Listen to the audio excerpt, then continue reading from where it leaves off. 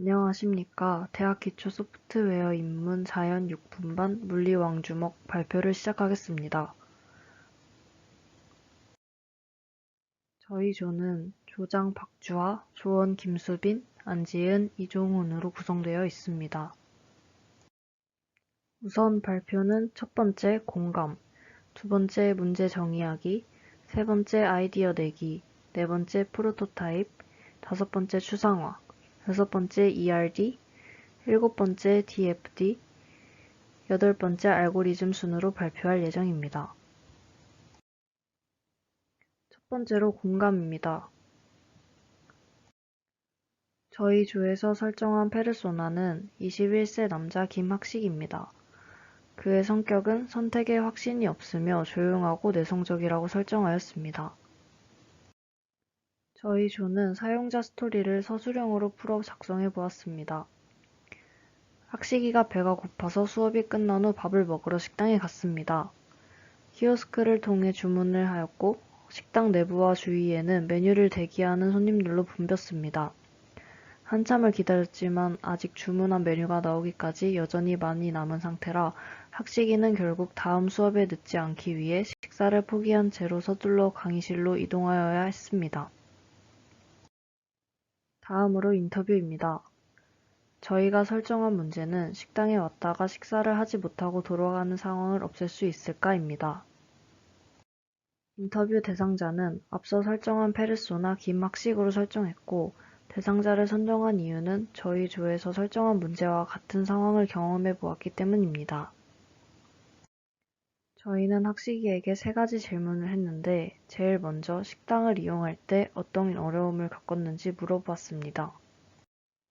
학식이는 짧은 점심시간 동안 학생 식당에 가면 학생들이 몰려 주문도 밀리게 되고 식사를 할 수 있는 시간이 줄어들거나 심지어는 식사를 아예 하지 못하고 나올 때도 있다고 답변했습니다. 두 번째로는 학식이가 식당에서 밥을 먹을 때까지 어려움이 많다고 했는데 구체적으로 왜인지에 대해 물어봤습니다. 먼저 학생 식당에 한 메뉴당 그날 조리 가능한 양이 정해져 있어 먹고 싶은 메뉴를 먹지 못하는 경우가 종종 있다고 답변했습니다. 그렇지만 무엇보다 학생이 몰리는 시간에 메뉴가 얼마나 남아있는지, 식당에 자리는 있는지, 메뉴가 나오려면 얼마나 걸리는지 등 알 수가 없어 불편함을 느낀다고 답변하였습니다. 마지막으로 이러한 문제점을 어떻게 극복할 수 있을지 질문해 보았습니다. 학식이는 음식이 나오기까지의 예상 시간과 메뉴마다 남아있는 개수, 식당의 자리 등을 미리 확인할 수 있는 방법이 있으면 좋을 것 같다고 답변해 주었습니다. 다음으로 문제 정의하기 파트입니다. 사용자는 김학식이며 본인의 선택에 확신을 가지지 못한다는 특징을 가지고 있습니다. 김학식은 미리 주문 개수 확인하기, 원하는 시간대에 주문 후 식사가 가능할지 알려주는 것이 필요하다고 생각하고 있습니다. 이는 학생 식당에 사람들이 몰려 식사를 하지 못하고 돌아가는 일을 겪고 싶지 않아서입니다. 따라서 문제는 시간이 촉박한 상태에서 주문을 할 경우 앞에 주문이 밀려 원하는 시간대에 식사를 하기 어려움이 있다는 것입니다.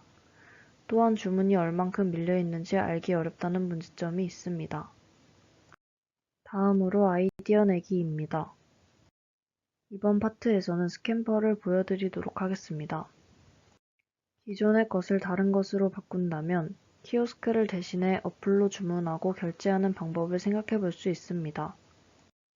A와 B를 합친다면 앱과 키오스크의 주문 정보 제공을 합쳐볼 수 있습니다. 응용으로는 학식 메뉴를 확인하는 것처럼 주문 정보 또한 알 수 있습니다. 원하는 메뉴의 조리 시간과 주문의 조리 경과를 알려줄 수 있고 밀린 주문과 대기 시간을 확인할 수 있습니다. A의 구성 요소 일부분을 없애본다면 학생 식당까지 왔다 돌아가야 하는 번거로운 경우를 방지할 수 있습니다. 마지막으로 재구성 단계에서는 터치로 주문하는 방식을 음성인식이나 검색 기능을 이용해 볼 수 있습니다.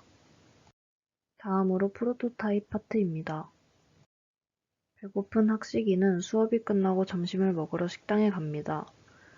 사람이 많아서 식사를 못할 것 같다는 생각이 들었습니다. 학식이는 학생 식당 어플을 실행했습니다. 어플 화면은 시작 화면, 수량 확인 및 대기시간 메뉴, 메뉴당 남은 수량과 대기시간 확인,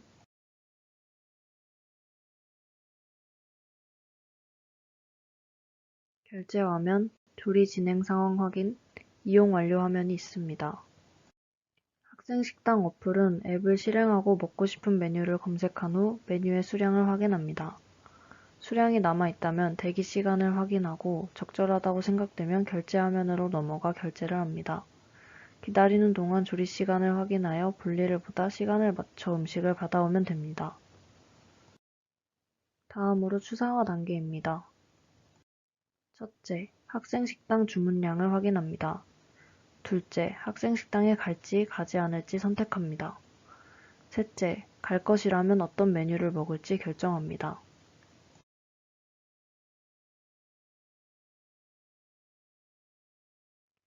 ERD에서는 키오스크에서 어플로 주문 개수를 전송하고 앱에서 사람에게 신호를 전송하는 방식으로 만들었습니다.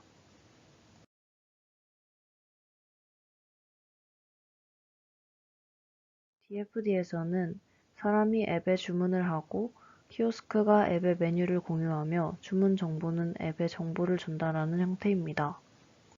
알고리즘은 플로우고리즘으로 모형을 제작하였으며 크게 변수 선언, 초기 실행 부분, 메뉴 선택 부분, 주문 확인 부분이 있습니다. 먼저 변수 선언입니다. 반복문 또는 조건문에 필요한 변수의 선언과 문자열, 배열 변수들의 값 초기화를 담당하는 부분입니다. 이어서 초기 실행 부분입니다. 프로그램을 실행할지 말지를 변수 y를 입력하여 결정하고 이어서 1을 입력해 메뉴를 주문하거나 2를 입력해 주문 현황을 보여주는 부분으로 넘어갑니다. 메뉴 선택 부분에서는 메뉴의 이름과 조리 시간을 설명하고 메뉴 선택을 할 것을 물어봅니다.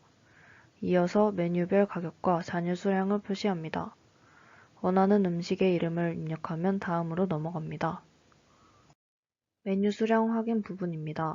이전에서 선택한 메뉴를 변수에 저장했다면 이번에는 변수값이 기존에 정해진 값 메뉴의 조건에 부합하는지 확인하는 단계입니다. 잔여 수량이 없다면 다시 선택하라고 하고 메뉴 리스트에 없는 음식 이름을 입력했다면 없는 메뉴이니 다시 선택하거나 주문 취소할 것을 권합니다. 주문 확인 부분입니다. 이전에서 주문한 메뉴의 수량을 확인하였다면 이제 주문 정보창을 출력합니다. 이는 키오스크 결제 주문 정보를 표시하는 창과 같습니다. 여기서 선택한 메뉴가 있다면 이것의 주문 정보를 배열 변수에 저장합니다. 그리고 한 차례의 주문이 끝나기 때문에 다시 주문할지 말지를 묻는 문구를 띄웁니다. 여기서 1을 입력한다면 새로운 주문을 하게 될 것이며 이런 루프에서 탈출하려면 1이 아닌 다른 숫자를 입력해야 합니다. 주문 현황 부분입니다. 메뉴 주문하기 단계들을 거친다면 주문 내역들이 주문 정보 배열에 저장되어 있을 것입니다. 여기서는 주문 순서대로 주문 번호에 해당하는 음식과 음식이 나오기까지 앞으로 몇 분이 남았는지 보여줍니다.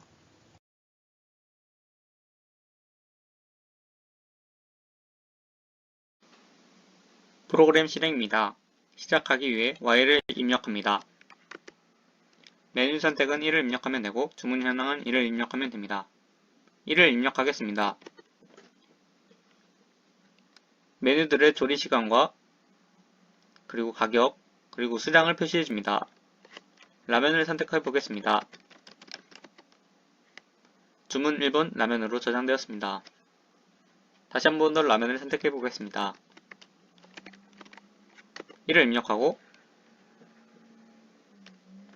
라면을 입력하면 주문 2번에 라면이 저장되었습니다. 다른 메뉴를 선택하면 김밥을 입력하면 김밥이 저장됩니다. 이제 메뉴를 선택하지 않고 주문 현황을 알아보기 위해 2번을 입력하겠습니다. 주문 현황들이 나옵니다. 주문 1번에는 라면이 저장되고 음식이 나오기까지 5분이 걸림을 보여줍니다. 이어서 그 다음 주문도 10분이 걸림을 알려주고 김밥이 나오기까지 14분이 나옴을 알려줍니다. 이상입니다. 이상으로 발표를 마치겠습니다. 감사합니다.